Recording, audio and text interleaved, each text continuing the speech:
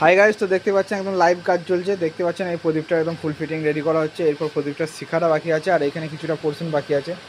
তো এই ধরনের যদি আপনারা লাইট করাতে চান, আমার কাছে দুর্গা পুজো বা কালী পুজো ঝুড়ি লাইট, যেটা এখন সবচেয়ে আমার চ্যানেলে বলতে গেলে ফেমাস, আমার চ্যানেলটা এটার জন্যই গ্রো করেছে। তো ওইদিকেই দেখতে পাচ্ছেন ডলফিন একদম লাট করা আছে, ভেতরেও ডলফিন রাখা আছে, আর যেতে পারছি না।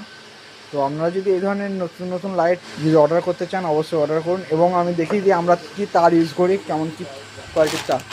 তো দেখতে পাচ্ছেন ফ্লুয়েক্সের তার, এইদিকে হচ্ছে অ্যারোবিটের তার। তো আপনারা আশা করি জানবেন যে এগুলো কয়েলে কীরকম কী রেট চলছে।